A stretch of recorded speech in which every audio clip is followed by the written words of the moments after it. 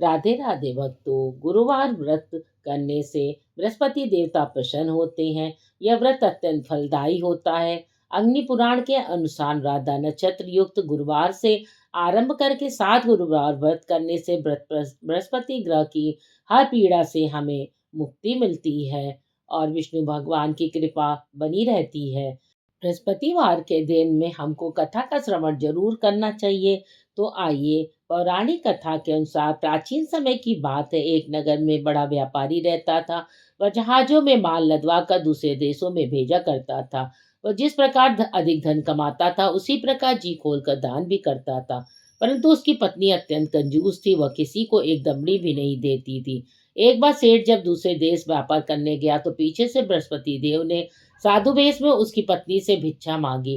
व्यापारी की पत्नी बृहस्पति देव से बोली, हे साधु महाराज, मैं इस दान और पुण्य से तंग आ गई हूँ। आप कोई ऐसा उपाय बताएं जिससे मेरा सारा धन नष्ट हो जाए और मैं आराम से रह सकूं और मैं यह धन लुटता हुआ नहीं देख सकती।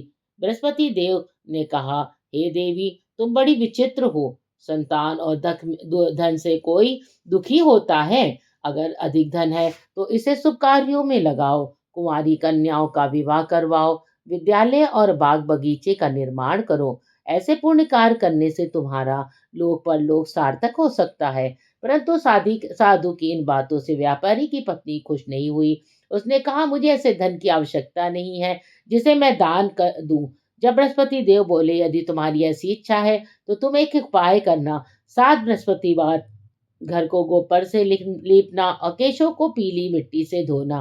केशों को धोते समय स्नान करना, व्यापारी से हजामत बनाने को कहना, भोजन में मांस मदिरा खाना, कपड़े अपने घर धोना। ऐसा करने से तुम्हारा सारा धन नष्ट हो जाएगा। इतना कहकर बृहस्पति देव अंतर ध्यान हो गए। व्यापारी की पत्नी ने बृहस्पति देव के कहे अनुसार 7 बृहस्पतिवार जैसा ही करने का निश्चय किया। केवल 3 बृहस्पतिवार बीते थे, उसकी समस्त धन संपत्ति नष्ट हो गई और वह परलोक से धार गई।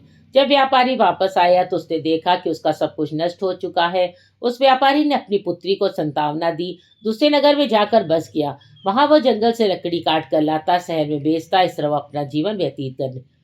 एक दिन उसकी पुत्री ने दही खाने की इच्छा प्रकट की, लेकिन व्यापारी के पास दही खरीदने के पैसे नहीं थे। वह अपनी पुत्री को आश्वासन देकर जंगल में लकड़ी काटने चला गया। वहां एक वृक्ष के नीचे बैठ अपनी पूर्व दशा पर विचार कर रोने लगा।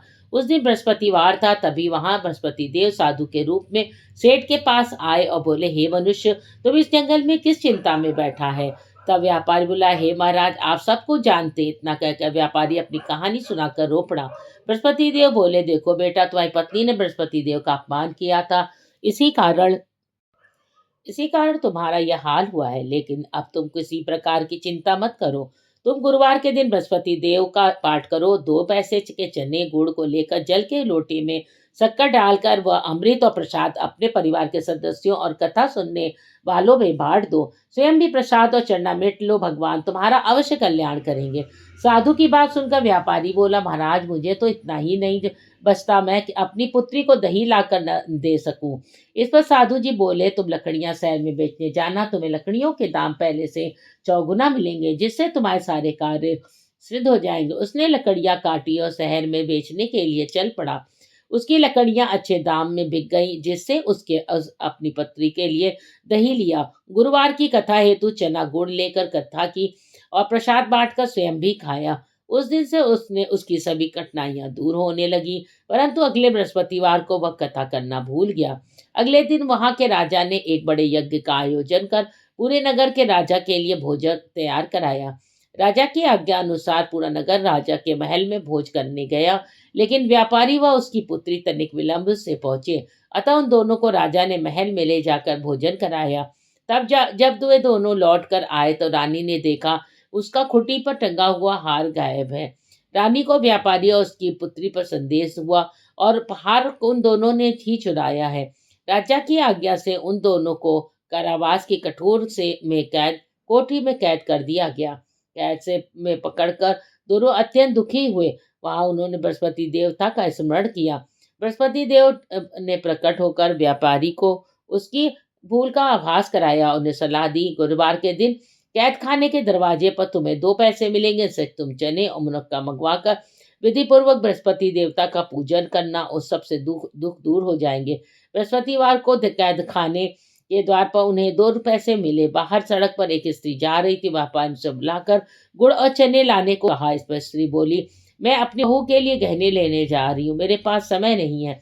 इतना कहकर चली गई। थोड़ी देर बाद वहां से एक और स्त्री निकली। व्यापारी ने उसे बुलाकर कहा, हे बहन, मुझे बस बृहस्पतिवार की कथा करनी है, तो मुझे 2 पैसे का गुड़ चना ला दो। बृहस्पति देव का नाम सुनकर वह स्त्री बोली, भाई, मैं तुम्हें अभी गुड़ चना लाकर देती हूँ। मेरा इकलौता पुत्र मर गया है, मैं उसके लिए कफन लेने जा रही थी, लेकिन मैं तुम्हें पहले तुम्हारा काम करूंगी, उसके बाद अपने पुत्र के लिए कफन लाऊंगी। वह स्त्री बाजार से व्यापारी के लिए गुड़ चना ले आई और स्वयं भी बृहस्पति देव की कथा सुनी। कथा के समाप्त होने पर वह स्त्री कफन लेकर अपने घर गई। घर पर लोग उसके पुत्र की लाश को राम राम सत्य है कहते हुए शमशान ले जाने की तैयारी कर रहे थे। स्त्री बोली, मुझे अपने लड़के का मुख देख लेना है, लेख लेने दो। अपने पुत्र का मुख देखकर उस स्त्री ने उसके मुंह में प्रसाद और चन्ना मिर्च डाला। प्रसाद और चन्ना मिर्च के प्रभाव से वह पुनः जीवित हो गया। पहली स्त्री जिसने बृहस्पति देव का निरादर किया था, और जब उसके पुत्र के विवाह हेतु पुत्रवृद्धि के लिए गहने लेकर लौटी, और जैसे ही उसका पुत्र घोड़ी पर बैठकर निकला, वैसे ही घोड़ी ने ऐसी उछाल मारी कि वह घोड़ी से गिरकर मर गया। यह देख स्त्री रो रो के बृहस्पति देव की से क्षमा मांगने लगी और याचना करने लगी। जब स्त्री की याचना से बृहस्पति देव साधु वेश में वहां पहुंच कर कहने लगे, हे देवी, तुम्हें अधिक विलाप करने की आवश्यकता नहीं है, वह बृहस्पति देव का अनादर करने के कारण ही हुआ। तुम वापस जाकर मेरे भक्त से क्षमा मांगकर कथा सुनो, तभी तुम्हारी मनोकामना पूर्ण होगा। जेल में जाकर उस स्त्री ने व्यापारी से माफी मांगी और कथा सुनी। कथा के उपरांत वह प्रसाद और चन्नामृत लेकर अपने घर वापस आ गई।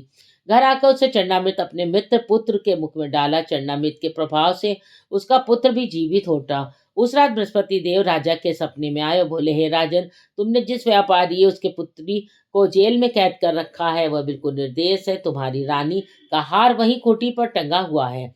दिन निकला तो राजा रानी ने हार खूंटी पर लटका हुआ देखा, और राजा ने उस व्यापारी और उसकी पुत्री को रिहा कर दिया। उन्हें आधा राज्य देकर उसकी पुत्री का विवाह उच्च कुल में करवा दिया। दहेज में हीरे जवाहरात दे दिए। के दिन ओम नमो नारायण नमः या ओम नमो भगवते वासुदेवा नमः का कई 20-21 बार जाप करना चाहिए हमको। और उसके बाद गुरुवार के दिन शुद्धता का विशेष ध्यान रखना चाहिए, और केले के पत्ते का को साफ करके उसका ही इस्तेमाल करना चाहिए खाने के लिए। केले और केले के पत्ते का इस्तेमाल पूजा पाठ में जरूर करें। विष्णु जी की आरती करें, और गुरुवार के दिन विष्णु चालीसा का पाठ करने से भगवान विष्णु प्रसन्न होते हैं। मेरे चैनल को अभी तक आपने लाइक और सब्सक्राइब नहीं किया है, तो लाइक और सब्सक्राइब कर दें और शेयर करना ना भूलें। फिर धन्यवाद।